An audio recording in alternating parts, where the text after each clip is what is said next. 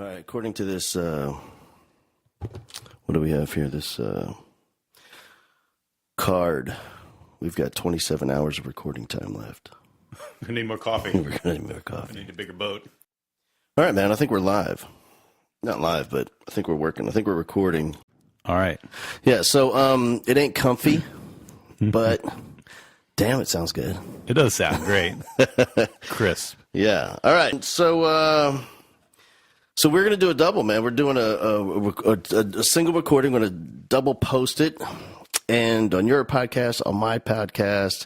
Now, first of all, I need to know, do you have any rules for your podcast?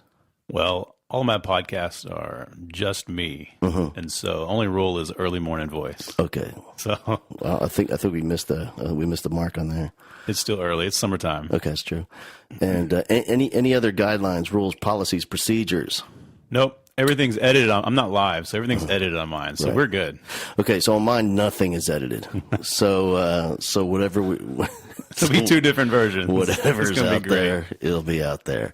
And all right, so let's kick it off, man. I'm gonna have a little intro music. You can delete this off. You can edit this out if you want. But I like to get warmed up.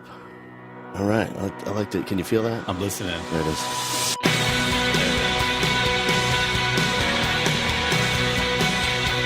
All right, here we go.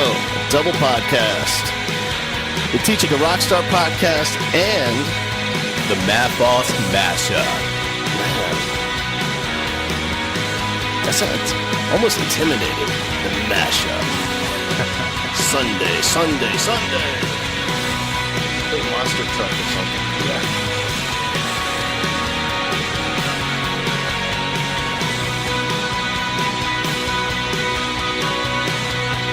All right, let's do this. So I was looking on the Facebooks. Do you have any idea how long that you and I have been connected professionally? On the Facebook? Yeah. Take a guess. I know the first time that I listened to you, that would have been about 10 years ago. Mm-hmm. Was that on the official Facebook? Well, I looked at what you can say, See Friendship. Okay. I looked on there. I want to say it was 2009. That's about right. That's a long time, dude. That is. Where was that? That was in Willis, and assistant principal there. You came in, and it was amazing. Was I in the library? In the library, back to school. Yep. My principal said, "Hey, we got Rockstar coming." I was like, "What is this? What is this?" It was back to school. Yeah. And I remember by the end, a third of the staff had tears. Mm-hmm. I'm not going to say if I did or didn't, but it was great. It was inspirational, and it was a great way to start the year. Yeah, it was. I remember a giant stage and a small library. It was a cool place. That's right. Yeah. Right. What was it? What was the name of the school? Brabham. Mm-hmm. And were you at other campuses in Willis as well? Yeah. Were you at Parmley? Parmley. So my mother-in-law taught there. That's right. That's right. Mrs. Abercrombie. Okay. She loved it there. It's a great school. Yep. Great school. Mm-hmm. All right, so cool, man. So I'm gonna get to you first, and then you can ask me, because you got a crazy history. So when you were we were talking earlier, and you started out as a music major. Mm-hmm. And you had some ideas there, and playing jazz guitar, the Moore School of Music at the University of Houston. But what was it that shifted you over to the education side? I would say literacy block at Sam Houston State, Dr. Joyce McCauley, and I don't even know if she's still a professor there, but she was just the passion she brought. I can still remember, oddly enough, I don't remember a lot of the content from my courses that I've taken, even in high school or junior high, but I remember the emotions from them. Sure. And I can remember the passion, and she was probably the hardest professor I had because she saw individuals in her classroom, and she wouldn't let me get by with anything. Right? You're not going to make a 70, and you have to work to make an A. Yeah. So that together with what she taught us really said to me, all right, I'm not in music, jazz music anymore. I'm going into education. Yeah. It was really it was a spark. It was one of those sparks. Dude, that whole concept about remembering the emotion and the feel of the class. You know, I'm not sure how much teachers thought consciously about that back then. But nowadays, it's so obvious for teachers everywhere because that's the whole thing. Because I'm older than you, but when I was in school, man, we didn't have phone. Like, I didn't have the answers to the universe in my pocket. Right, like, I didn't have the phone. Well, now, like, every fifth grader, sitting in a class, they have everything they'll ever need to know in terms of, you know, academics, and the answers are right there. It is. That's so true. So I was talking to kids at a high school I was recently at. I was like, you know, the difference between your generation and mine is you could go to a college right now, take the final right today.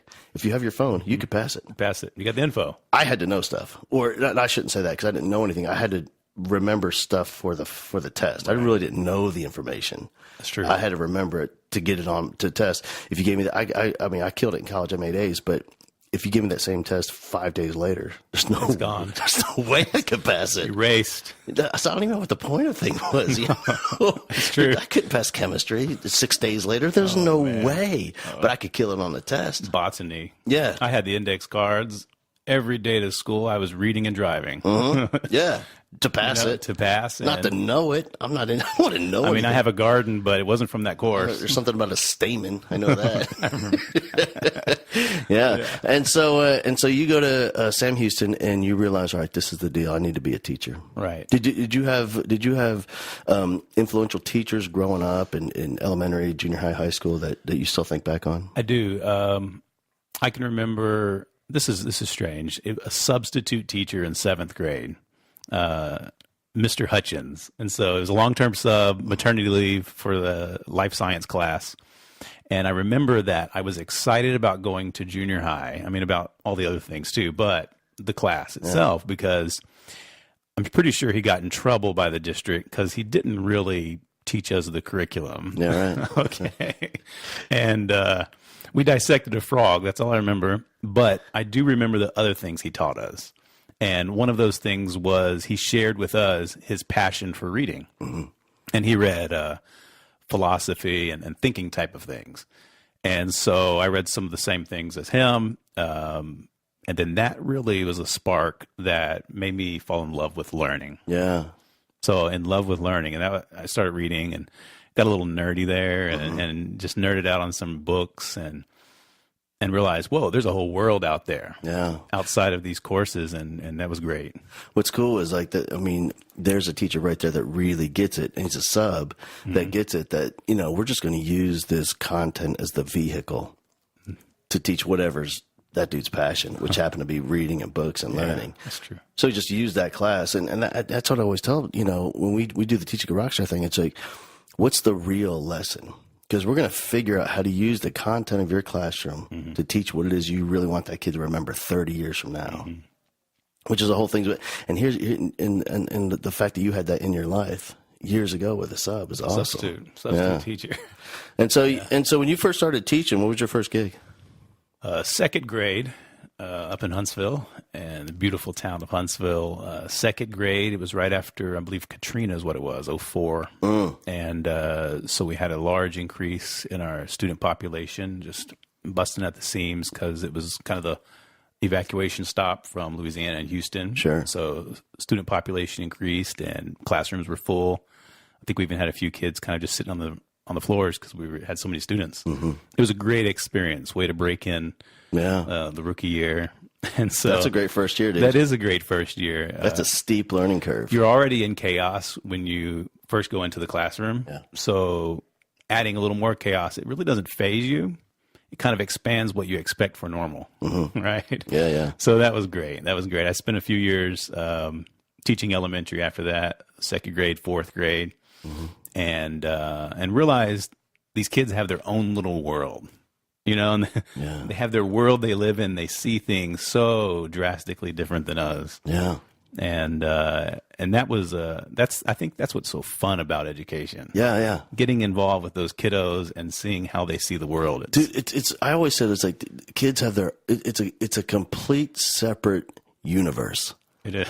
Do you know what I mean? They're living on a different planet, man. Like they have a whole different culture, customs, beliefs, expectation. I mean, just everything about their existence is so profoundly different. And that's the cool thing. So, like, my classes, especially with younger kids, that whole idea of being accepting, I almost find that insulting. Like, I don't want to accept any. We want to celebrate the differences. Let's find out what's weird, man. That's true. Let's find the weird stuff and celebrate it. Yeah. And so, like, we would go through class all the time trying to find something that somebody did completely different than everybody else in the class. It was exciting, man. That is cool. That's great. Yeah, That's what makes special, right? Yeah, accepting. I don't want to accept it. I want to celebrate it, man. Exactly. And keeping things open in the classroom, keeping things open to allow for that. That's the key, man. At the beginning, a lot of kids, that'll throw them for a little loop. Their wheels are spinning like, whoa, wait, this is a little different than typical. But when they realize it's okay just to be me, and it's okay, I'm accept it, right? And I can learn whatever it is I'm learning and still be me. That's a pretty cool thing. That's everything, man. I always have to tell principals that were new to my school and like new principal, like, you're gonna have to trust me. Like, I know it's gonna be a little uncomfortable for you the first couple of weeks, but we're gonna catch up. We're gonna be missing some of the we're gonna fall a little behind on lesson plans the first 2 or 3 weeks. But I promise you, when I build this family, we're going to catch up to everybody. We're going to pass everybody, because we have to put that safety and that family in place first. And I always tell teachers, man, you can invest a whole bunch up front in those first few weeks, or you can pay dearly every day for the whole school year. Oh yeah, and it's expensive. It is. It's you're nonstop trying to manage for the lack of connection you had to make in the beginning. Yeah. Right. Right. Yeah. And people are hard to manage if there's no connection. Yeah, that's the thing. When I find those teachers that struggle, they'll say, "Well, what do you do in this situation?" And I'll try to help them, but in my mind, I'm thinking that would never happen. Like that situation would never occur because of the family that we created those first few weeks and held together. I can think of some kiddos that I just completely failed to reach, and I can go look at the headaches that caused me, and it was because we just didn't connect. Yeah. And I wasn't open to what they brought to the classroom. Yeah. And those are little minor failures that made a rough year, right? For you. For me. I mean, they moved on. Oftentimes they loved it. And I'm still sitting here talking about them. They're still on my mind. Yeah. So they moved on. They're whatever. They're graduated by now. And yeah, that's the funniest thing. It's on me. I love it. I love it, years later, but also I love it. I can remember being a young teacher and being so, man, on Friday, and I can't believe it. And when they come back on Monday, I'm going to tell them this, and they're going to do it. And they come back on Monday, and what happened on Friday? I'll start screaming, and the kid is staring at me like, what are you even talking about? What happened Friday? I was just pushing a button on you. I wasn't that? I hadn't even thought about it. That's true. Yeah. It's the best. I know. I'm jealous of him, man. I wish I could live my life like that. That's a good point. Yeah, man. And so you're doing second grade. Mm-hmm. Katrina happens. Second grade, and I only spent a year there before I went down up to Willis and moved to fourth grade. Mm-hmm. Those were the tax days. Remember that? Attack the tax test. Yeah, we killed it. Yeah, and so right when we got that thing figured out, they change everything. That's what it is. You figure it's a game. We smashed that game, and you play the game, and it's not a long-term game. It's just a game, usually for ratings, right? For points. But I think within the game, you can find the meaningful, right? Yeah. And so, but tax, I played the game in the position of writing teacher and reading teacher. I did a year of math and science. Seems like a decade ago. Well, it was a decade ago. There's no way I could teach or do anything with math these days. So, but anyway, that was a lot of fun doing the elementary there. And shortly after, I went into administrative work after that. Had a 6 or 7 year gap in my teaching there doing administrative work. Let me ask you a quick question, man. Back in the tax days, and as a teacher forced to play the game, there's part of you that hated it, But was there any part of you that liked it? My whole competitive side loves the game. It's the same thing for me. Numbers, I love it, and I want them to go up. And, I'm like looking at other teachers. All right, what did they get? Oh, we're going to kill that. and I think we all do that. We look at this, especially when they started sharing each other's scores. That happened back around 04 or 05 in that district, and other districts too. And you want to compete and just compete. And Sad. And there's a lot that goes off wrong there, right? And so Yeah. But at this point in my career, I'm looking at where did you start Yeah. and how far did that get you, That's everything. right? Yeah. And I view it a lot as coaching track. I used to run track, and did you ever run track? Yeah. Oh, did First leg of the sprint relay, brother. Oh, I hated that. The mile? No, just the sprint relay is the one time around. One time. Oh, yes. Yeah. So I ran a quarter. That's right. a hard run. Got to hit 60. 60 seconds. That's a full sprint. So I look at it as coaching track. Yeah. So the test is your finish line, right? But you have a team, I have a team, and let's say your team, 8 out of 10, make it to the finish line in 10 seconds, the 100 meter. That's a pretty good score. But my team takes 11 seconds to make it. Clearly, you're the winner. But in education, my team didn't start in the same starting line. Right. Right. And so for me, the scores are about how much did we grow? Yeah. And for me, that's part of what impact is, right? Yeah, for sure. So pushing that growth. So Yeah. that's what I've come to learn, at least with the scores and everything else. Yeah. That is really hard to get your head around it. I think what helped you, and we'll talk about it a little bit more, is how you went to the administrative side, then back into the classroom. And I think it's given you so much amazing perspective. It does give perspective. The first perspective is skills don't transfer. And so it's if you ever go back in the new classroom, whether it's from a different career or administration or from retirement, for me, it's like year one. Yep. It really is. Yep. Because the classroom is such a unique little place. It's not about day by day. In the classroom, it's minute by minute. Yep. Anything can happen. It's pure improv most of the time. We got these beautiful plans, Right. 5-page lesson plans. I'm sure your plan is great and all, It's a great plan, but it never happened. Yeah. So apart from this first few minutes, it just goes improv. Yeah. It's responding to what kids are needing and doing and wanting, and just running with it, right? yep. So My friend Tina, she lives a couple doors that way. She has a saying in her business. She does integrated arts within education, dance, music, and she applies all that in learning. And her whole thing is all about keep the flow going. Get in that flow, establish the flow, get the flow, whatever, like wherever that flow, and then keep the flow going. it's good. Yeah, which is true. That's very true. Like, and I always say, when it comes to teaching, this is like one of those. It might be true in every business, but in this career, this is what I know for sure, that we have, like theoretically, like I'm sure that is going to be awesome in theory, but I'm not sure anything that's ever happened in theory has actually happened in my classroom. You know what I mean? Yeah. Because what we learned in school and in those education courses, that was fantastic in theory. It was nice. But when I showed up, it was a whole different world, brother. That's very true. I had the picture of what they teach us in school and the books. It's plastic. It's clean. It's got sharp edges. But the classroom's full of it's dirt. It's organic, right? Yeah. And that's where the life is, though. There's no life in plastic. And so it's the classroom is about life. It's about those connections. Yeah. But not just personal connections, emotional.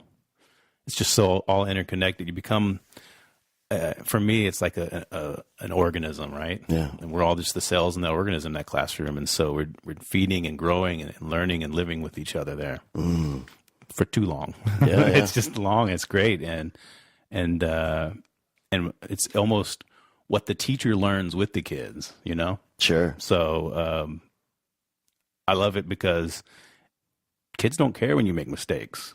No, man.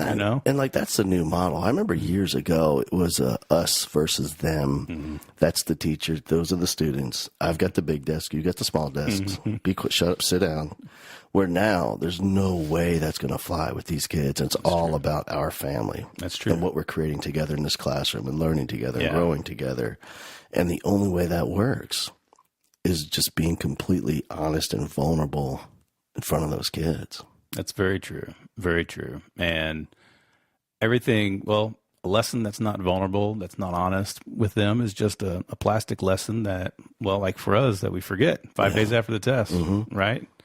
But anything they learn that has an emotion connected to it, Yeah. I think that's what sticks. Every time. I really think so. Yeah. And that's hard to do. That's very hard to do, particularly when you're focused on that score, getting that score up. Yeah. Sometimes that connection's a really hard thing to grab. Mm-hmm. But I think that's the art of teaching. It really is. And also being a part of a school like that, they're creating, like we both been to Polly Ryan Middle School, and they're all about creating those memories. I mean, the day that we were there, those kids will remember that for the rest of their lives. There won't be a day, you could talk to a kid 50 years from now, they'll still remember that day. It's true. And I have another friend, Dr. Tony Hall in Las Cruces, and she's all about she calls them big wow moments, and she creates these monster, amazing, beautiful moments for kids, and it's fun to watch, and so you can look at these kids are having a great time, but really, what's the underneath all of that is delivering information and content, and the reason these kids are going to get the information and remember it is because it's connected now to the emotion of the big wow moment. That's true. That's a rich package to deliver things in, right? Yeah. As opposed to, here's some information, just raw and inert, lifeless info, right? Hey, so how long did you teach before you went into administration? Not long enough. Not long enough, And so that's the competitive side of me, right? Yeah. More. Now. 4 years. Yeah. 4 years. So 3 years in fourth grade, then 2 years or 1 year in second. And so I think for me, I like to be challenged, and every 3 to 4 years, you want something fresh, new, a new challenge. Yeah. I think it goes back to just loving to learn and growing. So 4 years, and it was a great 4 years. Some teams, you work with different teams through your career, and the teams change all the time. And for me, the team you work with makes the world of difference. Yeah. And I remember back in the last 2 to 3 years of my teaching, the first time, that team was so meaningful. We still stay in touch now. Don't you love that? Yeah, it's so great. And that was 10 years ago. And we're all in different places in our career and where we live and things. But we're still in touch, and we keep updated with each other. I love that. So it's really great. For me, I was at Cy Springs High School. There's a couple of years there were just magical. It was like the first few years the school was open. And I mean, just the teachers on the team, the administrators, the coaches, everybody. It was just such a magical place, and it was really the best few years of my life. That is great. Where is it, a small fine arts department, large fine arts department? All right, so all right, it's a long story. I'll just give you the headlights. So the headlines. I started as a band director, but then over time I wanted to do some other stuff. And so at Cy Springs, I taught a lot of different. I taught biology for a year. Oh wow! No, I've never had a biology course, but I passed the exit and with a 71. And so I taught biology for a year, and then also had a study skills class, and I did team leadership, and then I taught their PALs. I was a PAL sponsor for like 10 years over there, and. Anyway, so here's what I want to ask you, and you have to be totally honest about this. Okay. This happens to me, so I just want you to affirm that it happens to you too. All right.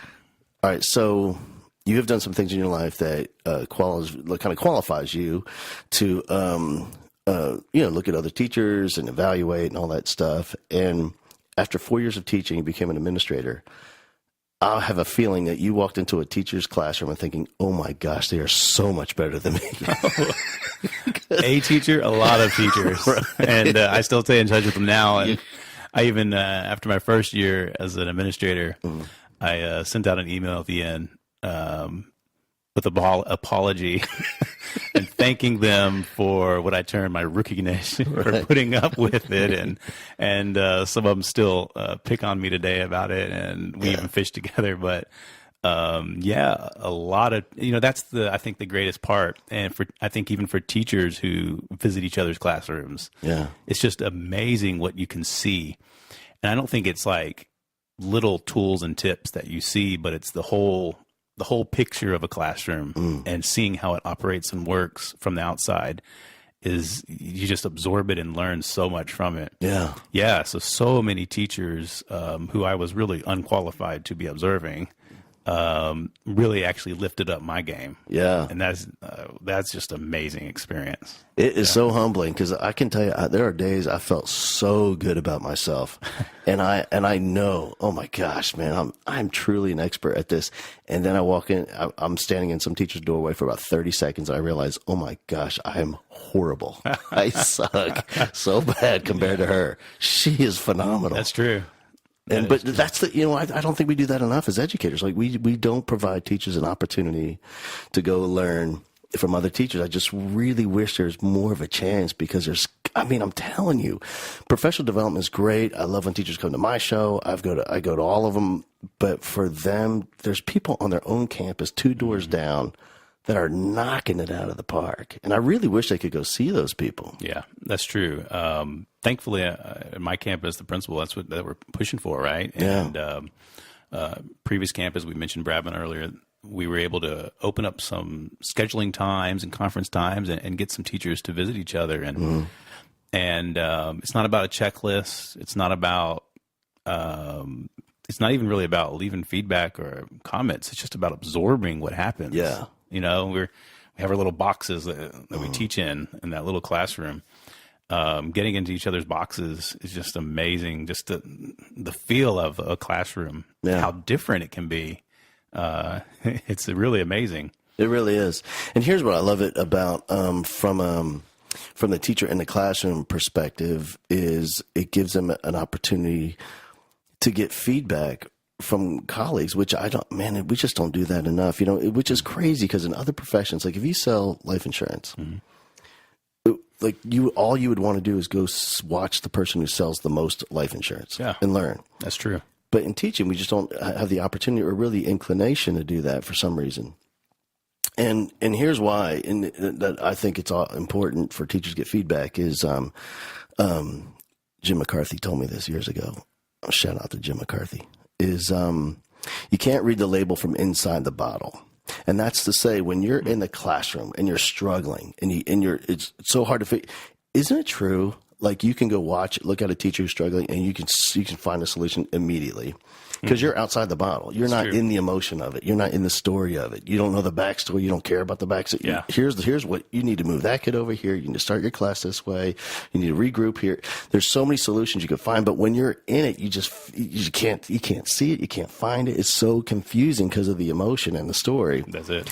So when you bring people into your classroom, the solutions are many and they're varied and they're easy and they're simple and they're available. That's true. So it's almost a human flaw. It's so easy to find the wrong in other people, but that's the strength of observing. You can see a gap or because we all know when we struggle in the classroom, but it's hard to see why or what happened, caused it. I love the bottle analogy, right? Yeah. And so being able to see from the outside, oh, that's where the pacing went off, or that's where the kids started becoming disengaged. And it's so easy to see. And then to reflect on that and say, okay, well, where am I doing that? Right. And so even videoing ourselves is a good way. But I think getting that other human perspective. All right, so here's my theory about why few teachers are interested in this is because deep down inside, in any other profession, it's all about the dollar. It's about the bottom line of a company. It's all about money. Here we're talking about people's lives. And if they have to consciously think, okay, I'm struggling here, that means I'm failing a kid. I'm not doing a great job for a kid. It hurts so deeply emotionally. They'd rather not know. It's true. The result in business is such easier to identify. It's quantify numbers. Look at the bottom line. There's a problem. Very easy. That's what we're here for. Yeah. But in education, what is the result? What is the impact we're really hitting? Is it really? I mean, is it a test score? Is it a rating? Is it this student learning how to self-regulate? I mean, there's so, I think maybe because there are so many results that we're looking for. Yeah. And you're right about the emotional aspect of what we're trying to do. We have such an intense purpose, right? And I think we're all engaged with that purpose, and it pulls so much emotion from us that feedback is hard to receive because it really hits you at a personal level. It does. You can't just disconnect professionally and say, well, my sales were down, so how do I need to fix that? How do I need to build my my leads? And so in education, when things go down, there's so much relationship and emotion involved. Talking about someone's life, man. Right, really. And this is someone's child that they entrusted you with. It's amazing to think that I've flawed somehow on that. And we do all the time. Yeah, right? that's part of the gig. That's man. it. And so overcoming that, because I don't think anyone, I know I don't, we don't go into the day thinking, I'm just going to give 80%. I'm just going to give 85 today. Yeah. I mean, that's all I can give. I mean, there are days when we're off, and we know we're off, but our intention was always to give that kid everything. Yeah. And to give all the students that. Well, yeah, what I always say is we're great at giving 100% of whatever we have to give. Mm-hmm. On that day, like whatever you have available, we're great at giving 100% of it. The key is trying to be open and available to give more and more every day, 100% of more. Yeah, that's true. And we need that. So I think I love the conversation of feedback from peers. And I did a graduate study a few years ago, 3 different districts in the Houston area, and we did over 3,500 walkthroughs. And that's what we focused on, was giving feedback. And we wanted to know what teachers want from feedback. Yeah. That's what we were looking at. And what it came down to, we realized, first of all, we did about 20, 25 walkthroughs per week.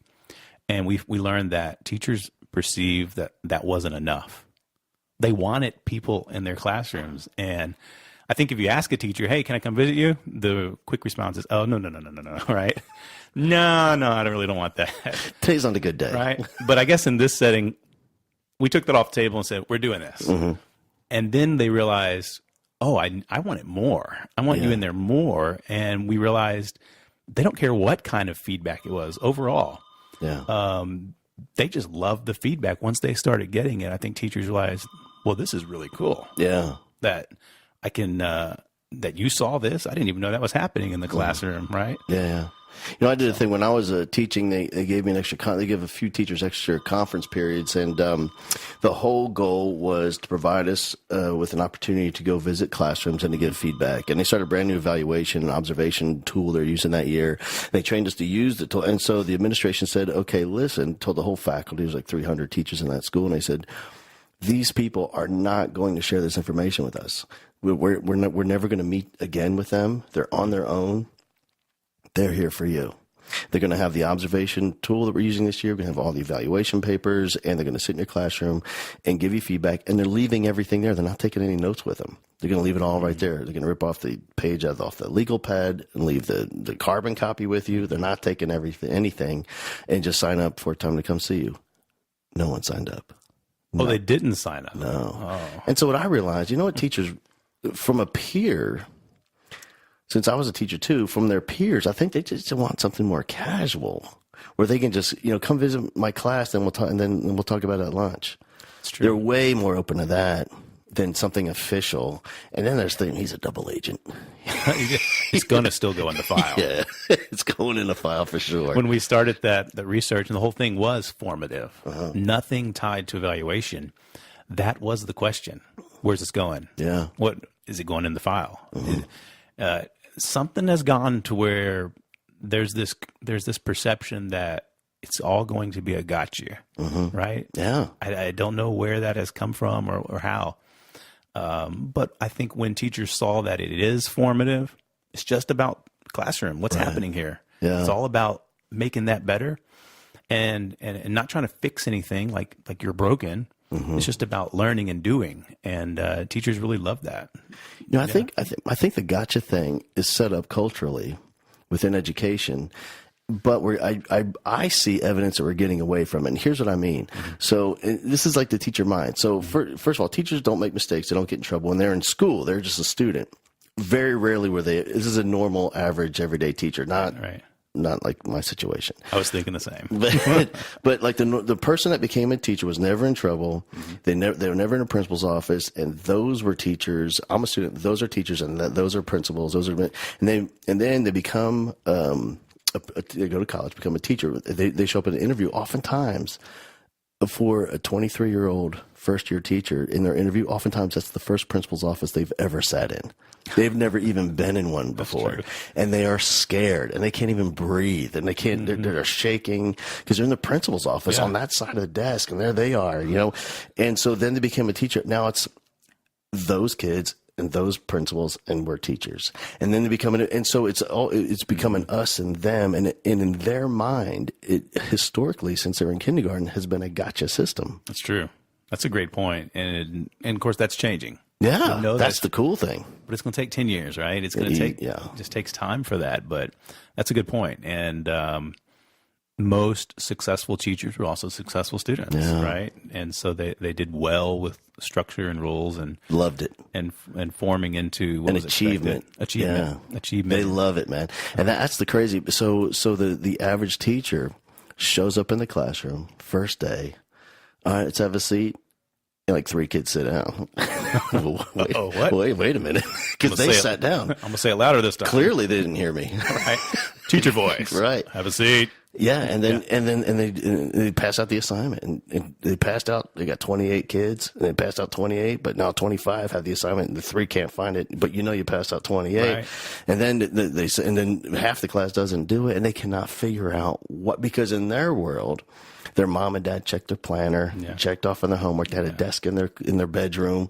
They had homework time. They had dinner time. They had family time, and it just does not make sense. And that's why so many of them struggle, because they can't get their head around the reality of a normal, that's a typical kid. Yeah, that's a good point. A typical kid is not successful, which is, you just look at the numbers. Right. A normal everyday kid is just doing time.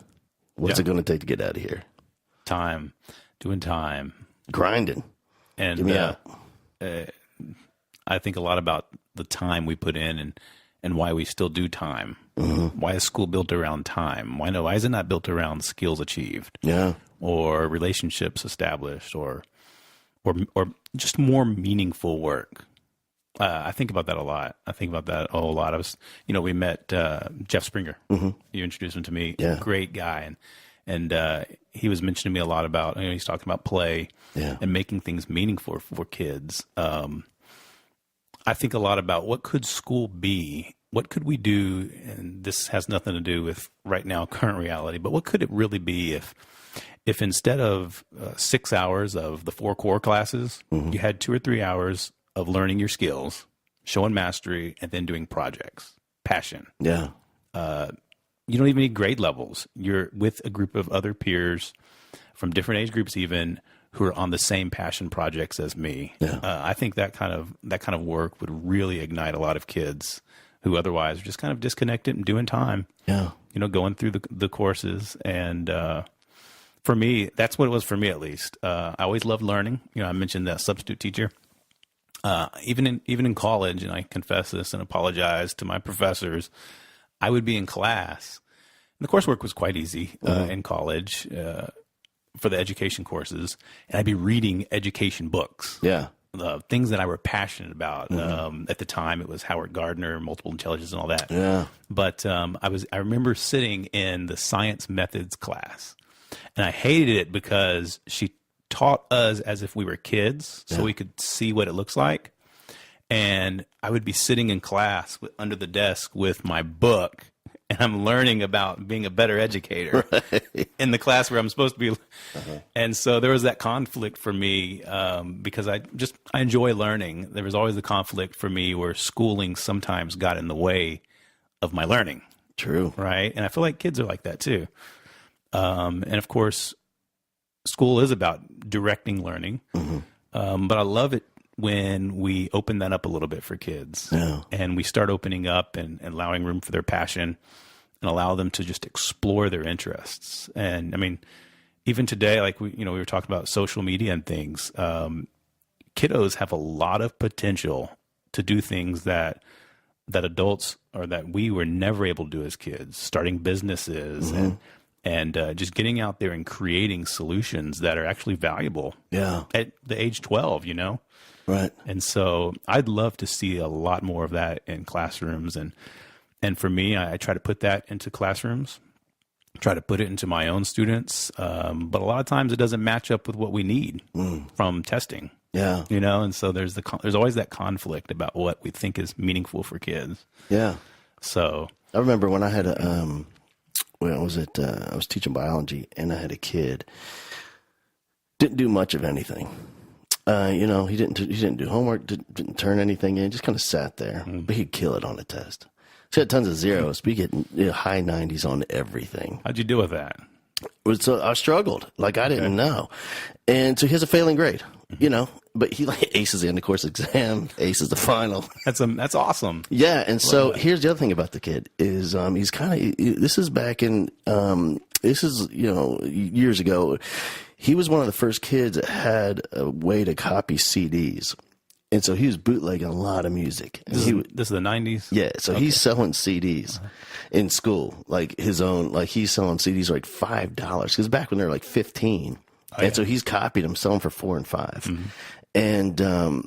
And he'd get in trouble once in a while, but he had a locker, like an inventory of whatever you wanted, man. He's like the CD dealer. And so, it comes out with a failing grade. And Alan Meek was the principal, and he's retired now. And he called me into the office.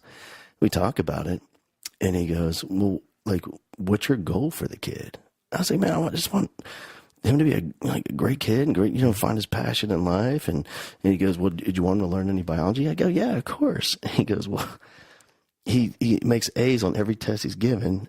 And he has a great little business he's running illegally, bootlegging CDs. Illegally. But it seems like you did your job, man. Like he's a great kid, and he's working hard. Like, and so you have to. It was the first time I really questioned, like, what am I like? What's like? Alan, he's like, he's not going to grow up and be a doctor. Don't worry. It's not like he's going to miss out on your biology information. He's going to be fine. That's pretty cool. The principal saw that, right? Yeah, Helped you through that. Yeah, that is good. And so, and then he did this a couple of times. He had this yellow legal page, and he used the tablet, the legal pad. He laid it down. He gave me the pen. He said, "I want to get some coffee. I want you to write down all the reasons that you should fail him and all the reasons that you should pass him. 2 sides, and I'll come back. We'll talk about it." He has a few zeros, maybe the only few reasons to fail him, right? Right. There's a lot of reasons to pass him. So I just wrote 70, circled it on the legal pad, and left. You just passed. Yeah, of course. That's good. That is so good. So you never had a biology Nope. train? Because I was a music major, so we did the science class I had to take at Texas Tech was the physics of sound and music. So that was like, as a music major, it's one everybody takes. Sounds great. Yeah, and here's the funny thing. And so I was a percussionist, and in the hallway, I'm signed up for this class, and everybody's talking to me. There's like 3 or 4 other guys in the class that signed up, and they said, "Hey, we're on this class together." And they said, "Well, who has the project?" I go, "What are you talking about?" Because it's my first. I went to Southwest for a couple of years, and I went to Texas Tech, and they all been together for a while. And they go, "The project." I go, "What project?" He goes, "Yeah, man, we all turn in the same project." I go, "What?" They go, "Yeah, at the end of the course, there's a big project that's due. We all turn the same one in." I said, "What do you mean?" Like, for years, we all been turning the same one And in. it's the same one? Yeah. And I said, "Well, does the professor mind?" No, he doesn't care. Look, he doesn't want to teach because it's a bunch of music majors, right, and he's a scientist. The last thing he wants to deal with is a bunch of band directors and choir directors, and we all turn the same one in, man. That's true. That's like my physics course for educators. That you could see the professor was just grinding through dealing with us. This is an insult to his science career. He's just grinding through. The lab assistant did all the grading. Yeah. Oh, that's awesome. Well, so that would be a student, this bootlegger, who needs a business course instead of biology. Exactly. Let's do this legally, and let's make some money. Yeah. Let's make something amazing. Yeah. Let's just make something that's valuable. And I think that's the best part of education is when you can get kids, particularly when you get kids together and let them start making things that are valuable. Yeah. That's what I'm passionate about. I mean, maybe it's because I grew up playing Legos and I love building things, But I think making things that are valuable, whether they're ideas or plans or writing or creating a little business there. Yeah. I think that's meaningful work for schools. For sure. I really think so. Just the whole thing, creating something to make the world a better place and helping them understand that it's okay to be compensated in direct with proportion with the value that you bring to the world. Mm-hmm. You bring more value, of course you should be compensated more. So how can we bring the most of value to people's lives? So schools have all these students here who have about 10 to 20 times the amount of energy as us. Mm-hmm. That's a powerful force that we could be harnessing. It really is. And it's all about learning. But when you go out and do that kind of stuff, whether it's, for me, it was bootlegging Wrigley bubblegum in junior high. Mm-hmm. And so whatever it is you're doing, whether it's selling or creating or writing or even just reading in life, if those kiddos are doing that meaningful work like that and creating things, I think the education, a lot of the problems that we have are just going to minimize, right? I think though when we try to stick them in that egg carton and make them all in their little carton, their little cubby, and conform to that, that's just so hard. We still have, and I shouldn't say this for all schools. There's some schools are way outside of this box, but for a lot of schools, they're still using it as for the employee factory. Where, back then we really did need those kinds of employees, which is what in school is designed in some ways to say, look, don't make mistakes, do what you're told. Mm-hmm. You're not reinventing the wheel. We have the wheel. We just need you to make the wheel like we tell you to make the wheel. But now, man, clearly those positions are still available, but outside of that, oh my gosh. So we have this classroom structure that we have, but when you go to work at Google, it's all about collaborating and working with each other, and none of us have the answers, but collectively we can figure this thing out. Yeah. And we just don't have a lot of opportunities in some classrooms for those moments to happen. You visit quite a few schools. Yeah, I do. What are you seeing that's like that? They're doing meaningful work and pushing the envelope of what could happen in schools. Yeah. I think that some of the most amazing things that I see really is providing kids time, like we saw, where they sign up for it once or twice a week to have a class that they signed up for, and some teacher created for them, like that Genius Hour approach, where they go out and seek out what their passion is. And right now, because here's what I love about those things is kids can either, one, follow that passion and dig deeper, or they find out, I thought I liked it, but the more I got into it, I really don't. That's good learning. Oh my God, that's awesome. Most people do that as a career. Yeah. And you spend a decade and you realize, well, this is not really me. I have no interest in this. I am miserable. but I have a mortgage and a car payment and credit card, so I can't get out. Stick in it. Yeah. But what's cool is providing kids those opportunities to dig in there and see if this is really for me as a part of who I am. Do I love it that much to keep going? It's powerful, man. Your Genius Hour is where it's popping up right now, I think. That's where we're going for at this point. Yeah, and then here's the other thing about that. That is what gets kids engaged in the stuff that they have to learn, the stuff we make them learn. It's no different than a kid that plays football or baseball or is in the band. That's like the whole reason there. And if it wasn't for that, they would be oh my God, they'd probably still show up for school, but this is what encourages them, and their friends are in there. They have relationships in there, and they know they have to pass to stay in there. That's true. That's good. So you're seeing a lot of the Genius Hour show up, and I mean, project-based learning people are doing.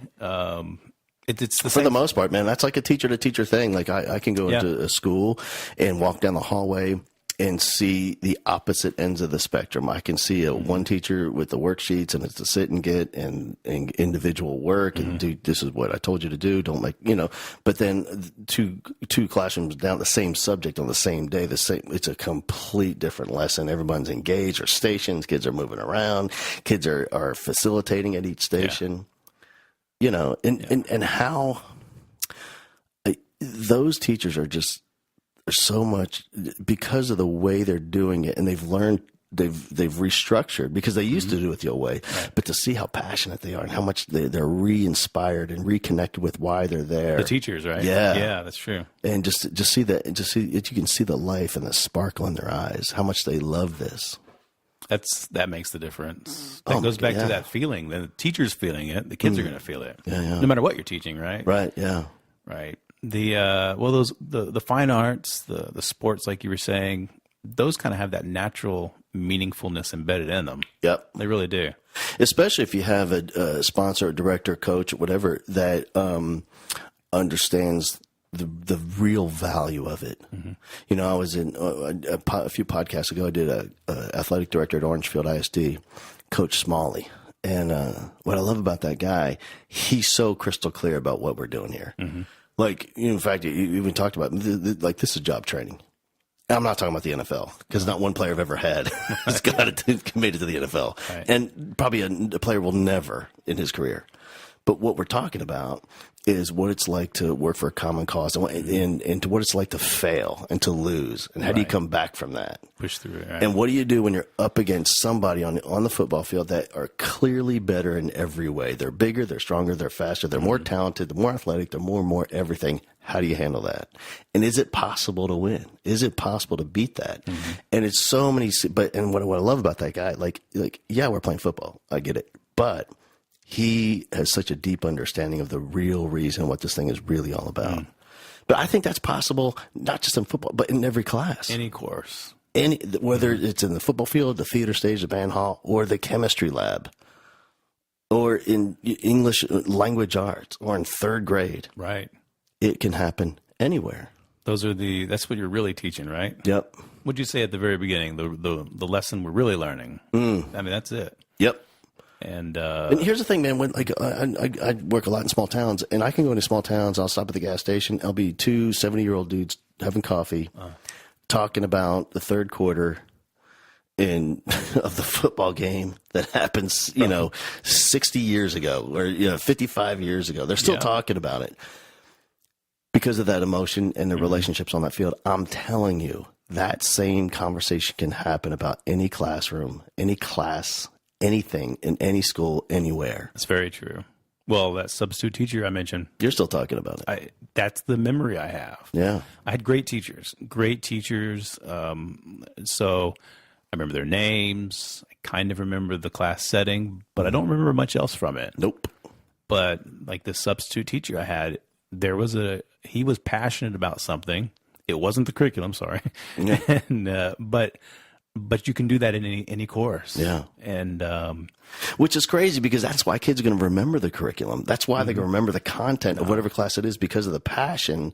They're there to whatever the real lesson in their classroom is. Like it might be, I was talking to a teacher yesterday and they said, man, the real reason I'm here is to help my kids find their passion and pursue that, whatever that is. But if a kid's going to do that, they have to see what that looks like. And that teacher's passionate about history, particularly Texas history. So as they stand before that class, a kid might not be interested in Texas history, but they're thinking, damn, I want to feel like that and look like that in my job. that's true. That's what they remember. Yeah. That feeling, that I guess we always talk. It's a role model that they remember that role, but it can be applied anywhere. Yeah. It can be. So that's what excites me in schools, right? Is when the kids can see a vision of themselves in the future. Yeah. I always think about kids aren't learning skills in schools. They're forging an identity, right? They're forging who they are. And the more we model who they can be, Yeah. I think that's when they grab hold of the skills that we're trying to teach. And so help them molding who they are. Yeah. I love that. And building their identity in life, where they connect and who they are. And like we mentioned at Poly Ryan, I was talking to a friend of mine this week about the school, and it really is just having a place where kids connect. They feel connected. Yep.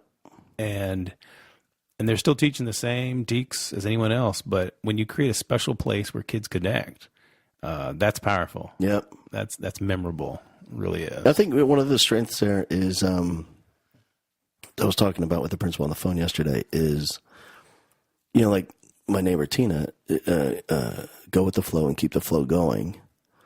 That's kind of another thing to do a good job at Poly Ryan is, like, if you ever watch the videos on Facebook of the kids at lunch, they're not trying to control the kids. They're just directing the flow. Yeah. lunch is going to be loud. I can't tell you how many schools I've been in where they have the assistant principal on the stage with a microphone.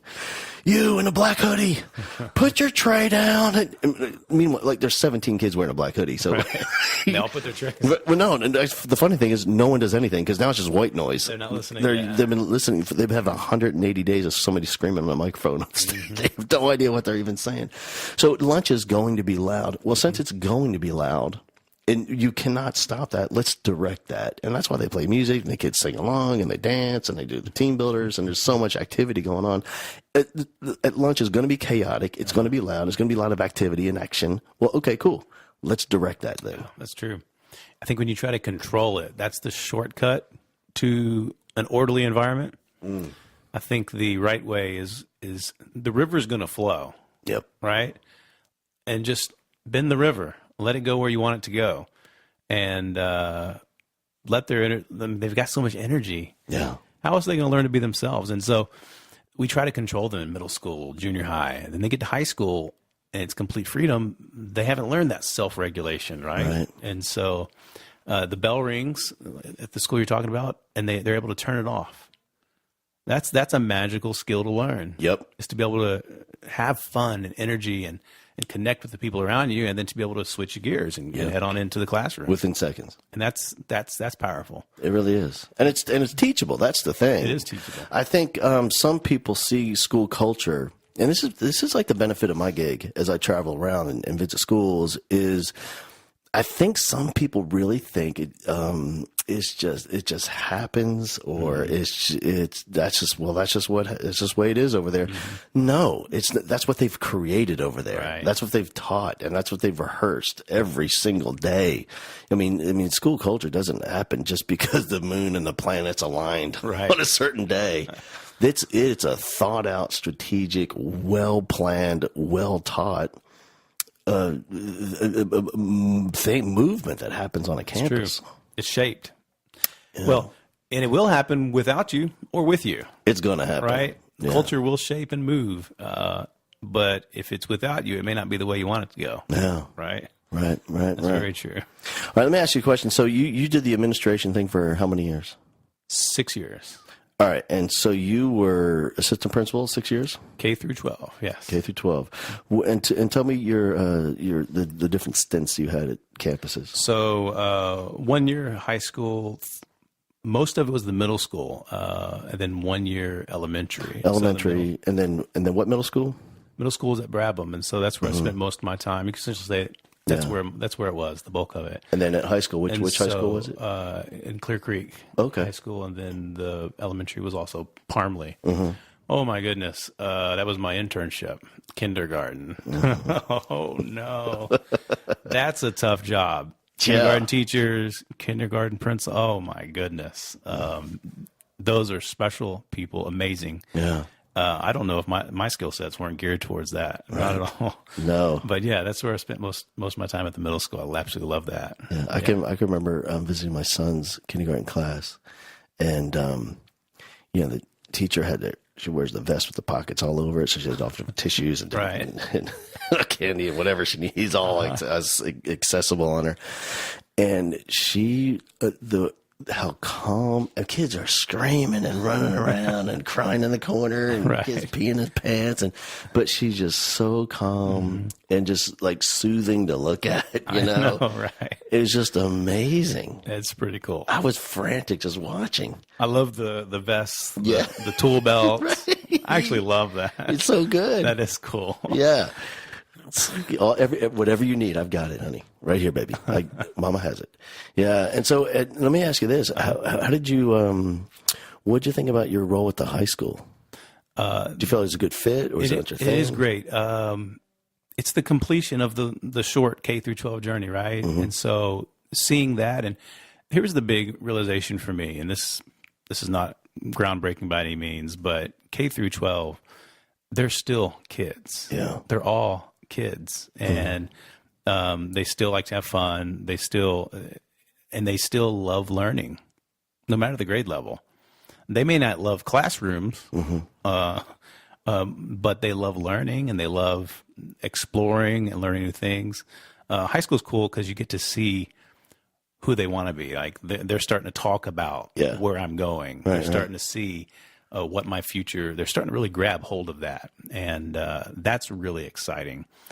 Of course, working at Tardy at the 6th grade level versus working at Tardy referral at the 12th grade level, so much easier at the high school because you can just talk. You know, I mean, Hey, brother. you drove yourself here. But at the 6th grade level, there's a lot more drama when it comes to Yeah.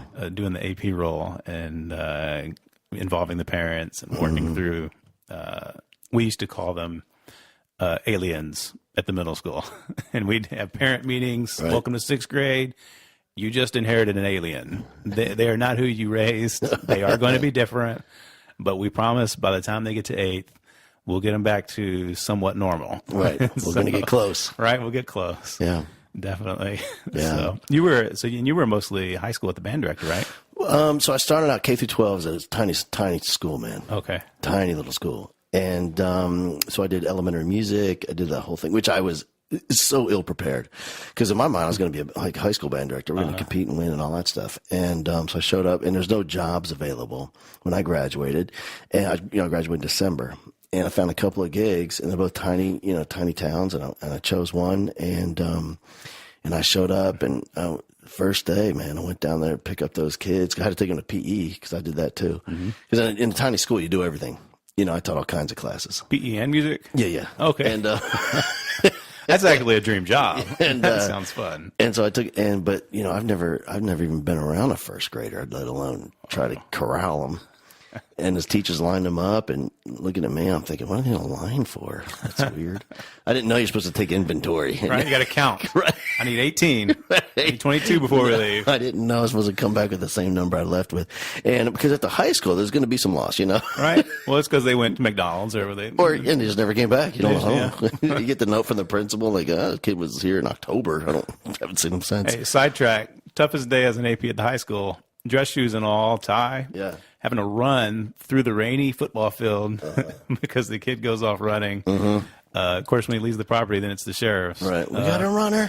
But that's the same thing at the kindergarten. Yeah. Only difference was in kindergarten, he had his pants down. Right. And so Easier to catch I'm him. like, Grab him by his collar. I know, drag him back. right. Yeah. So you were elementary. Yeah, so I did that and did K through 12. Did that for a couple of years in a tiny little town, and I loved it, brother. Those kids, and it was they have such pride in the school and their families, and they're all connected through church. And yes, sir, no, sir.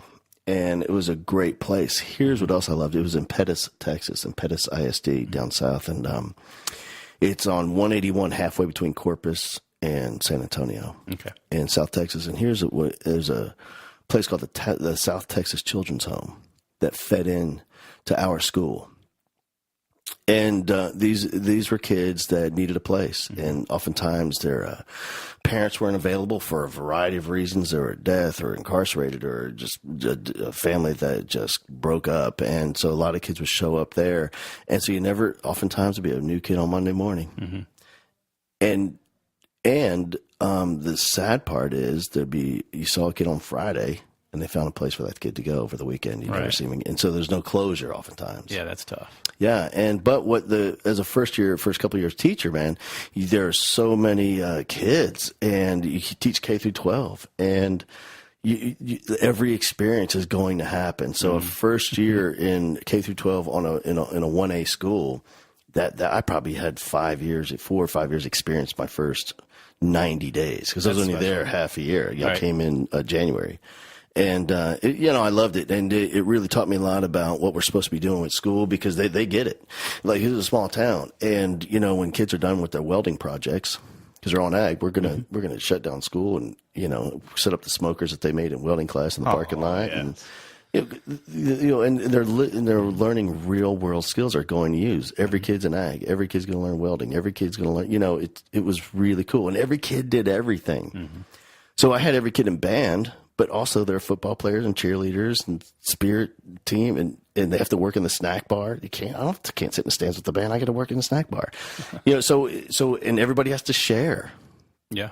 You got to share kids. When I went to Katy High School, which is, you better pick a major. Like Right. you're going to be a band kid or an athlete kid, or not just a baseball or football or basketball. You're not doing all of that. So we were a drama kid or yearbook or academic, but this school, everybody did everything Yeah. because that's the only way the school works. Yeah. If you're going to field a football team, everybody has to play. Yeah. Yeah. K through 12, small population. But that just experience of seeing in one building the whole pathway, right? That's really amazing. I'd imagine so. Yeah. Yeah. It was really cool. And everybody's related to everybody.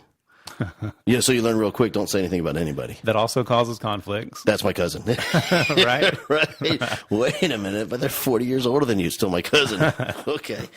So, and everybody, so it's everybody's, because the school is the hub of the community. Yeah. I mean, everybody goes to the basketball game. Everybody goes to the football game. I mean, everybody, the school is everything. That's special. Yeah. It really is. It really is, man. That's cool. And so I did that, and then, and from there I went to, I did the band director thing again, and in Georgetown, Texas, and there we team taught. So I was assigned to the high school, but as we had a bunch of band directors that we'd all team up and go to campuses together. So we go to the 6th grade school, then we go to the junior high, and then I would teach at the high school, and then back to the junior high, and so. And the cool thing was that is we had an amazing program with great Really, kids. continuity of that program, yeah. The downside is there's no connection with the school. So there's not like a key team of high school band directors. Yeah, well, so we had that, but there's no. I was not connected with anybody else in the school other than Right. the band directors, and everybody's a high school band director, everybody's a junior high band director, everybody's a 6th grade beginner band director. We're all together, and there was one guy back then. His name was Ronnie Klett, amazing dude who oversaw the whole thing. It's his program. He'd been there. I mean, I think he was probably there for 30 years when I was there, and so. But the downside, is that I didn't know another teacher. I didn't know an administrator. I had to get this. I probably shouldn't say this, but I had an administrator come in on the last day of school at the high school, and he says, "Hey, I'm looking for Hal Bowman." I said, "Brother, you got him. It's me." And he goes, "Perfect. Hey, I'm your observing administrator, and we have I did 4 walkthroughs and a couple formal observations. If you could sign this right here." Never seen this dude before in my life, and I was all right, man. You got There it. you go. Yeah, perfect. How'd I do? You did great. I was hoping so. High five. Right. And because I don't even remember going to a faculty meeting. Because the band program was such a individualized thing. Like we did our own thing. It was really almost like a school within a school. Yeah, that's true. That's really good. So high five, end of school year. You're great. Yeah, you did great. What was your name again? Right, exactly. That's reality, though. Yeah, Right? yeah, Oh, that happens in the core courses too, though. It does. yeah. Well, that's awesome. Well, where should we go? The other thing was the reason I got out of the music thing. Okay. Was I signed up to be a band director for sure, and what I realized was there was so little about being a band director that I loved it, but I just could not figure it out for me. Where I loved hanging out with the kids, I love that part, but everything else. Uniforms and fundraising and bus requests and all that stuff and band boosters and just wasn't my thing. And I wanted to meet some other kids. Yeah. Because everybody in band wanted to be there. And everybody in the programs I was in, everybody was taking a private lesson. Everybody, and I wasn't meeting normal kids. And also in Texas, we were burning out a lot of kids, and the kids you end up with at the few kids that are remaining aren't typical kids where, like in a typical really competitive, high functioning band program, you'll have, 75 freshmen.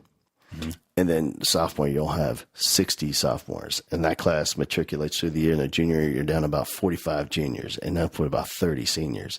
And the reason is we're just burning these kids out. Yeah. It's so competitive, so hard, takes so much time, private lessons. I mean, all this stuff. And the kids I thought about, what about all these other kids? And so that's why I really wanted to go into the classroom and meet more kids, do 6 shows a day, and teach semester classes, So I went and got recertified as a Biology? I don't want to say biology teacher because I don't want to insult any teachers. Right. Because I was like more of a biology class sponsor. And then from there I just got into other things. I got certified in English, and I was doing the teen leadership thing and the study skills. They called it Advanced Academic Strategies class in Sci-Fair back in the day. And then the PALS. Ended up doing PALS. PALS is a great program. Oh my gosh, dude. Yeah. It's a life changer. An absolute life changer. Teen leadership, PALS.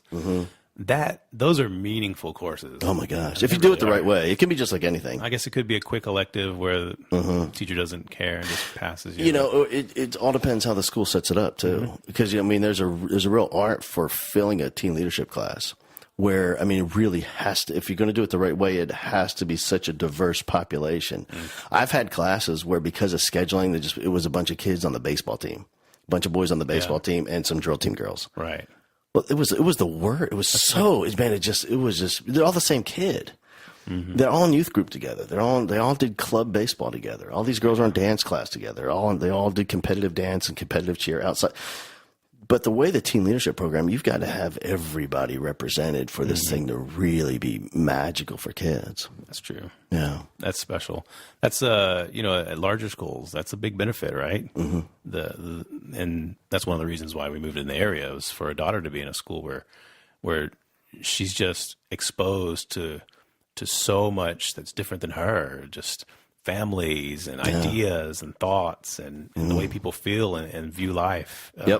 That's just really special. Yeah. That's hard to replicate in another setting. Yeah. It really is. And what's interesting, dude, at the high school level, I kind of look at this like an inverse bell curve of the interest of kids where there's stuff that's really cool and fun and exciting and pre-K and K and first and second, third, and then it drops off and junior high comes back up into high school. Like I would do elementary stuff in my teen leadership class. Like, let me tell you something. You know who loves show and tell?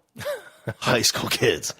And to do show and tell with sophomores, juniors, and seniors in a class that you've built a relationship with, and it's a safe place. And I tell them, okay, bring something from home, something that's meaningful, that has a story, legal.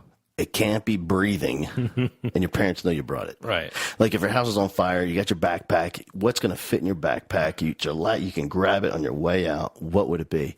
And the things these kids bring and share, man, is unbelievable. That's interesting. Yeah. Well, show and tell. I'm going to show up to class, and you're going to allow me to be me. Yeah. That's all it is, right? Right. And they love it. Yeah. That's cool. It was awesome. Yeah, I loved it. That is good. That's great. All right, man. What else? Let's see. What's on your mind? Well, I've been doing some work, at the podcast lately. I've been thinking a lot about school cultures, people, how we measure impact in schools. That's kind of where my work has been recently. Yeah. And, I think schools, special places, are those places that value people, that see people as the resource in schools. People are the energy factor in schools, right? You're not just delivering lessons. You're not just doing a job. You're an energy source. And I think a lot about that recently, and been doing some reading because I think that's what makes it special. And I think I mentioned earlier about being a part of a team and teams that have energy and that are positive and strong. I think that's really, really special in schools, but hard to do, hard to make happen. Yeah. Yeah. That, the weird, the strange part about that is it's what everybody craves, but it's the hardest thing to create. Yeah. We're all, just the DNA of the human being, or the human animal, is to be connected. Yeah. Into a family, a tribe, a group, where but the strange part is how hard it is to get people to buy into that. That's true. When we have such a deep inner core need for it. It seems easier to do in a classroom with kids. Yeah. They're more open to being a part. Yeah. There's less walls, less history that creates the walls. It gets harder to do as you scale it up to teacher teams or to campuses, right? Sure.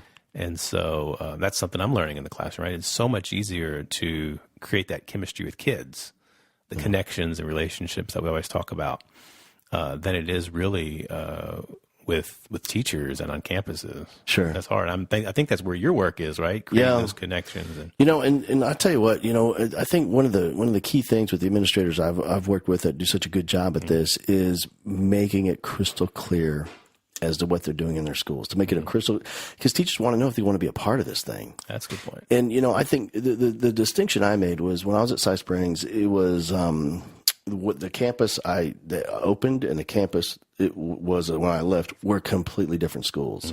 Where it was complete different demographics, completely different everything. And when school first opened, there was a demographic shift where they built the school was built in a field. Nothing was out there but a school. And then they started building a lot of low income housing around there. It changed the profile of the school dramatically, like literally overnight. Where one school year was a certain way, we came back the next year, was a whole different population of kids. And those teachers, many of the teachers that were amazing when we first opened that school, now struggled.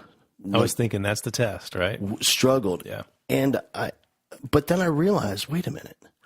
They were great teachers. I loved that. I loved who they were for kids. Then I realized, oh, wait a minute. They're now in the wrong school. These aren't the right kids. They're still great teachers, just not for these kids. That's a good point. Just not for this school. Yeah. And so I think what I've realized there some teachers that you just put them anywhere, they're going to kill it. But for the majority of teachers, they need the right school, right principal, right kind of kid. Like that's a good fit for them. Yeah. And go be great with those kids over here. What happened at our school, these just aren't your kids anymore. And you need to go find them because they don't go to school here anymore. That's true. The responsivity of teachers, right? Yeah. Yeah. And I was just talking to Jacob Chastain on the Teach Me Teacher podcast, and we talked a little bit about this. And it is a confusing thing because if you're in school, if you're in a classroom, you have to own it. Like I have to own every success and every failing because if I don't, I can't change it. Yeah. So if my classroom is horrible, I have to own that. Okay, it's because I'm doing a horrible job. And just like I have to say, if my classroom is killing it and we're great, it's because I'm killing it and I'm great. I'll take that. Yeah, so I have to own it because if you don't, you can't change it. If you start saying, well, these kids, and well, it's because I have these kids, or because of those parents, because of that person, well, now you can't change it because you're just giving it away. You gave it away. Yeah. Right. So here's the trick. This is where things get confusing. If I own it, and it's my fault. But at the same time, if this is the wrong school and the wrong type of kid for me, you have to own it. So then maybe that's an excuse you're making. So it's a real tough conversation to have with teachers. That's true though. But, and knowing that, being aware of that, that's a hard thing to do. Yeah. Yeah. There's a lot of admitting that has to happen, and that's hard to do. Yeah. Some self-awareness, some deep conversation. Definitely. Yeah. That's definitely true. Right. And I think that's what your peer group is for, is to have those meaningful conversations. Hey man, do you love these kids? Do you love this school? If you don't love them, that's okay. Describe the kid you love. Find that right. Yeah. Find that right. Like I do best with kids that struggle. I really enjoy those kids that, I don't know, maybe I'm selfish, but I like being the one they have. I like being the most influential person in their life. Yeah. I think it's awesome that some kids have a great youth group and they have a great gymnastics coach and they take private lessons on piano, and that's great. But I want the kid that needs me. Yeah. Like just has me. Right. I like when I have open house and 3 parents show up. I love that because I know the rest of I'm the parent. Yeah, that's true. That connection's valued. Right. But the point is, that's where I'm good. Other teachers are great with a whole different pop where they have like the kids, the mom and the stepmom and the dad and the stepmom and stepdad, and everyone shows up for open house. They have 70 people in a classroom. That they're good with that population of that kid. I'm not interested. Like that's just not my place. That's a great thing. And when you go into educator prep programs, that's never a conversation. No, that's never is this going, not just is education right for me, but what part of education is right for me, right? Yeah. Not every school's the same. Not every community is the same. And finding the community and the place where it's like a glove, where I'm going to be the fit for that glove. That's special. It really is. That's good. And I think that's where teams can be more united, more powerful, is when they're all putting into it. They're all engaged, and they know that they're working in their strengths, right? They're working in the area that they're passionate about and they're strong in. And making it really clear what that campus is about. You know, Yeah. I know we brought up Poly Ryan a couple of times, but if you go and visit, it's really clear what they're about. And I'm telling you, the vast majority of teachers are not interested. That's not my place. I don't want that kind of work. I don't want that kind of effort. Right. I don't want to wear a tutu. I don't want to.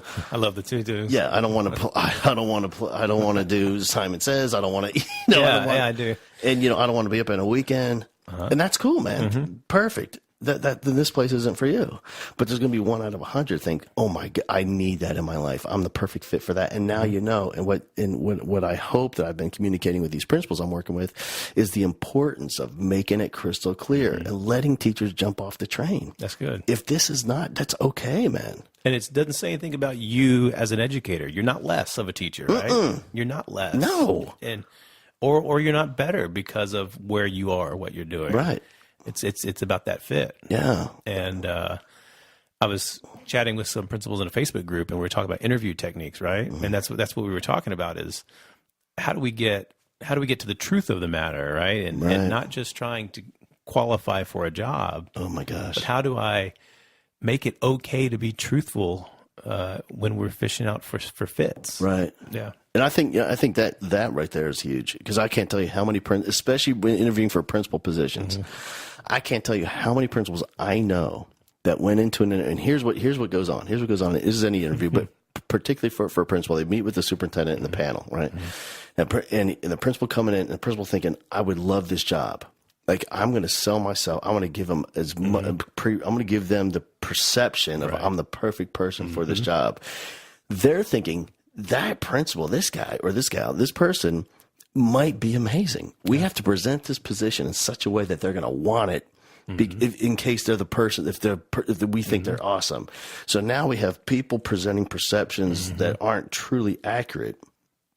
And the worst thing that happens oftentimes with as a teacher or principal or anybody in education is they end up with a job that they later, the second day of doing, they found out they didn't really want. And those administrators in that central office or that principal finds out they now have an employee, a teacher on their team that they really didn't want. Yeah. It happens all the time. It happens. And have you heard a principal say, there's my job, me, and then there's me? That's a problem. I've had that, because I don't feel like I can be who I am at my work. Yeah. And that's, I think, what happens when it's the wrong fit. Yep. The wrong place, right? Exactly. And I think that creates a lot of anxiety, Sure. a lot of fears and unknowns that just trickle down into all sorts of walls and conflicts that can occur on a culture, Sure. a campus culture, right? I can think of a principal, particularly I spoke with a couple days ago, and she is in a position where she researched the district and researched the school, and she did a great job of focusing on identifying the needs they had. And she went into that interview talking about how she can impact those needs that they have, but that's not really her strength or even what she likes. And she got the job. And now she's in a position where she's going to have to focus on all this stuff that's not her strengths, nor does she even like it. She's able to do it. She's going to, well, hopefully. Okay. She was able to identify it. Yeah, she's able to identify it. Oh, yeah. And now she has a job where that's like the main focus, which is nothing she really wanted to do. But, it's fascinating. Yeah, that's tough. That's very tough. And particularly in young teachers, right? Of course, I got out of college and I just need a job. Yep. I'll take any job. You say right? yes, I'm in. I know, right? My job. I'm here for you for somehow to convince you to say yes. I think you get to a point where you want to do something, though, right? More than just work. You want to be a part of something that matches your strengths and your passions. Yeah. It's powerful when you can get a team together that has that, though, right? Yeah. When they're there all for the same purpose. You brought up clarity, making sure it's clear what your school's about. That's big. Yeah. That is very big. There's the anxiety of the unknown, and when schools aren't clear about their purpose, right? It's unknown what I'm really supposed to be doing in the classroom. It's unknown how I'm going to be evaluated. not talking about forms, I'm talking about how I'm going to actually be judged as a professional.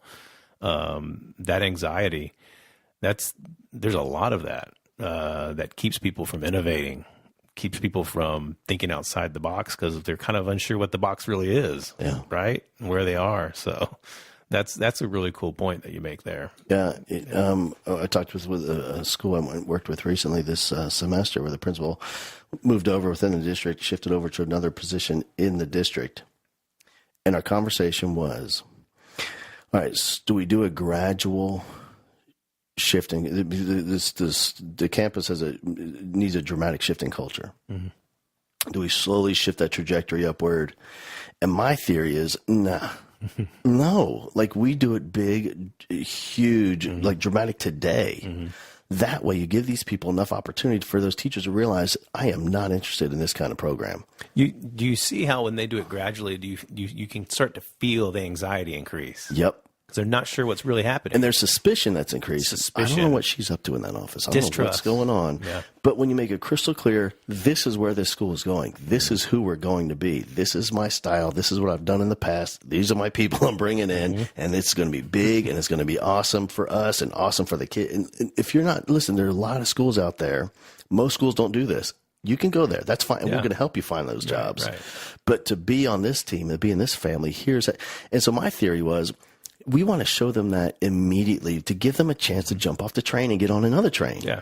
And a different train, not better, and there's not plenty worse. Of trains. They're everywhere. Yeah. And so I think that the gradual, the philosophy of leadership, they're going to have a gradual approach to shifting and changing over time. I don't know, man. I think the key once you get on board is to give them a crystal clear picture, and so they know. Oh my God, they either get excited or they don't. Right. Yeah. And give them a chance to invest in. We always talk about getting teacher buy-in, which doesn't make sense to me. No one wants to be bought. No one wants to be sold anything. First of all, and I don't want to buy anything. But to give those teachers an opportunity to invest in this new direction, and to see because if they're going to invest in now, they're already, by default, they're bought in. The purchase is already there. Right? Yeah, they're bought in by default once they invest in it. To give them a chance to contribute and invest in, because then you find out, who's going to be a part of this family, and other people can realize, you know what, not for me, man. That's the great thing about jobs. They're families. And you can choose them. Yep. Right? And, I mean, don't you feel like buy-in sometimes is actually manipulation? Oftentimes. Right? Majority of times. Majority. Yeah. And and that's where that the suspicion and the distrust can come from. Mm-hmm. I feel like I'm being manipulated in this. Yeah, she's selling me something. What's going on? I'm not sure where we're really going here. Is it because I'm doing something wrong? Is it because... And, being in the classroom, you can hear those conversations with teachers. Mm-hmm. That's the bulk of the conversations. Yeah. It's not that they're complaining or criticizing. It's that they're anxious about not knowing of what we're doing, where we're going. And that's what they're whispering about in the hallway. Yes. They're, I bet what she's really doing. They're creating fictional stories. Oh, and the fictions are horrible. Yeah. Oh, they're so. Which is way worse. It's way worse. Because you've seen it on both sides, even as an administrator, and you find out what teachers are talking. Well, of course, when you walk into the lunchroom, all the conversations stop because you're an administrator. It gets quiet. Right. It's like, this is a quiet lunchroom. But then you find out what they were really talking about, and it had to be shocking because it was so far from the truth. They're not trying to undermine. They're not trying to bring toxicity into the culture. Yeah.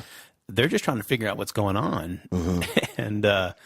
And those conversations, we were at Brabham, we were doing a lot of changes, and we were asking for feedback from the teachers. Hey, what's lacking? What's missing? Always, over and over, communication. Yeah. They wanted to know more. What's really happening? And it's an analogy I think of is an engine, right? Good schools are engines. They have all these great working parts, and the horsepower and everything. But the communication is the pipes. Yeah. Conduits for the coolant. And if you don't have that coolant running, it doesn't matter if it's the best BMW turbocharged engine in the world. If the coolant isn't running through those pipes, it's going to overheat and come to a halt. And it's like the communication is those pipes to let that coolant run through and calm the culture. Yeah. And without the communication about what's really happening in the campus, stories will be created about what's happening. And those stories are scary and anxious and often filled with fear. Yeah. Drama. Yeah. Drama. Yeah. That's the point of a story, is the drama. Yeah. It wouldn't be called a story. It doesn't get past if it's not dramatic. Right, exactly. Right? So, yeah. That's the thing. And, in that communication approach, and I was at Viter Middle School and working with Jason Yeaman, the principal over there, and the challenges they have. It's an interesting school. They have it's a middle school. They're on separate campuses because of the hurricane. So it's a 5th and 6th grade school. 5th grade is at the high school. They house them at the high school in a hallway, and then 6th grade has a hallway at the junior high. And it's constantly and they still have no idea what's going to happen. They don't know if they're going to tear down the middle school because of the damage and build a new one, or going to try to remodel it, or what. They're still waiting. But what he talks about all the time, and with the superintendent there, is communication. Even the fact that we have no new information, we're still going. We need to tell them the same story, and not story, but it's what's the same thing is happening. Right. We're still at it, but they have to keep hearing it because if they don't hear it, anything, then clearly something's changed and no one's telling us.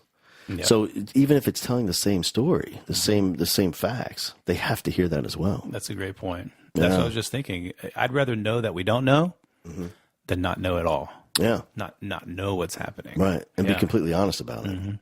Yeah. That's very good. The idea of when the toxicity that happens, I think sometimes, it's interesting you brought that up. I think sometimes that we have a belief that teachers are intentionally undermining. But when you talk about it, being on both sides, I think what might be more true is oftentimes it's not that they're intentionally doing anything; they just don't have any information. So the natural approach as a human being is to create possibilities. Well, you know what might happen, and to talk about it over time, which becomes toxic. And it's almost I'm not saying it's not their fault, but in addition to we have to, as a school leader, they have to own that. Well, the reason that's happening is they have no information. That's interesting. They're running through the possibilities of what could go wrong. That's brilliant. Right. But that's only because they don't know what is actually happening. Yeah, that's true. And it's just like kids, just like the classroom. Yeah. I told you the homework assignment was due. Well, you told them once, right? Last month, And it's just like in the classroom. You can never communicate too much. You can only communicate too little or too unclearly. Yeah. Right. And that's a powerful lesson I never mastered as an administrator, because you think you're doing an email, you're doing a newsletter, you're face to face, and it's never enough. You have to always be communicating. And same way with kids, though. Same way in the classroom. Yeah. Yeah. So that's a great lesson. Is that the school where they have the duct tape? Oh, that was Orangefield High School. Okay. Yeah, Orangefield. But it's same deal, same damage. Yeah. And I can't tell you, man, both those districts, Viter and Orangefield, what they have done for me, they have eliminated excuses, where I'm so intolerable now of hearing excuses from teachers and administrators after you see what they've gone through. And like in Orangefield, and you see kids piled into the same campus because they shut down the elementary school, and now they have they moved the elementary to the junior high. Then all the junior high kids have to go to the high school, and these are small schools, man. To see kids piled in there, and to see hundreds and hundreds of middle schoolers, fifth graders in Viter in one little hallway, just a handful of classes. With multiple teachers. And these are small classrooms with big old school fashion, like desks they bought 40 years ago, right. Big ones. And there's no moving. Once you get a kid in a desk, you ain't moving because there's nowhere to go. Like you sit them down and to see how effective they are with so little and to see test scores go up, rising test scores with so little. It's the people. It's shocking, man. And so what it's done for me when I hear somebody else complain, because no one charged their Apple iPad cart or whatever. The carts are down. Oh my God. I have no talent. I can't, Because I can show you schools, but they just don't. They have so little, and they're doing so much with whatever they have. It's amazing. I love those stories. Yeah. I mean, that shows you what's real, what you can really do. Yeah. The rest is just amplification. Right. Right. And here's my theory on Viter in Orangefield is they had to have a moment where there was a realization and someone stood up and articulated the fact it's not going to change this year. This is what it is. You're not going to get a classroom. We're going to have 4 classes meeting in the library separated by blue tarps for the year. That's not changing. And so here's my theory. I could be way off. Here's my theory. When people are put in a position where the surroundings, the environment isn't going to change. Technology isn't coming in. You're not getting your own room. We're going to be overcrowded. We're not getting any space. We're not getting any freedom. This is when you're put in that position, the only thing that can get better are people. Yeah. And when you're left with nothing can improve except for people and relationships, that's what happens. People and relationships get better, everything, and that improves. And that is what created the difference in those. And that's why kids are learning. And they're amazing places for teachers and kids and administrators. I think your theory's right on. Yeah. I think that's it. Because when they have everything to focus on, we're expanding our computer library, we're expanding our technology, we're expanding space, and we're going to have these collaborative learning zones and all that stuff is Coffee going on. rooms. Yeah, all that stuff is going on. It looks cool. It's awesome. But is it really, I mean, when you're focused on that rather than kids and people and relationships, that's what we forget. And I like that. I like that a lot. It's easy to focus on tangible. Yeah. We spent $3,000 on a card or remodeled the hallway for $10K and this is what's going to happen. It's hard to focus on the people. Yeah. The intangible side of it. But that's the value. It's everything. I think that's the value. Yeah. The energy that you can create with people. That's amazing. You know, I was at a party and there was a guy there that he's an architecture firm that specializes on designing schools, new schools, all the stuff you see on Instagram and these beautiful rocks, and just fantastic. Yeah. And he said, I'd really like to talk to you about this. And I said, he was showing me pictures on his phone of their design and their work. And he said, what do you think about this as a space for learning? And I said, well, you're asking like the effectiveness of education because of the space. He goes, yeah. I said, well, who's the teacher? He goes, what? I said, what? Like in that room you're showing me there, just like, who's the teacher? And he goes, well, I'm not sure. Well, then I can't answer you because I can't tell you how the learning is going to happen. He goes, no, but what I want you to see, no, I see, I see the lab in that area and the discussion zone in that area. I get it. But who's the teacher? It doesn't matter what your space is or the curriculum. None of that. Just tell me who the teacher is. I'll tell you how. If the teacher's average, it's going to be average. If they're great, it's going to be great. If they're terrible, it's going to be terrible. It's a beautiful design, but Yeah, who's the teacher? who's the rock star? Yeah, right. It's everything. That's true. Yeah, That's good. Well, yeah, it's good. I get it. it's good. My coffee's dry. Bone dry, man. I loved it, man. I appreciate you doing this. It's been awesome. This has been absolutely amazing. Yeah. It's been good. We'll do it again. Good. We can do that. Yeah, we went so long. I think the video died, the battery died. But so we're gonna have video on the first half, but We got 90 minutes here. the second half. But it's official that we'll do it again. I wouldn't mind doing a regular thing every now and then. Get back together and connect and get some content out there for the folks that follow you. Like that. Hey, man, before we shut this thing down, let's talk about a couple of podcasts. One is the Teach Me Teacher podcast. Jacob Chastain he runs that thing, and that has a ton of followers. And man, you guys should check that out. Here's another one. Let me cough first.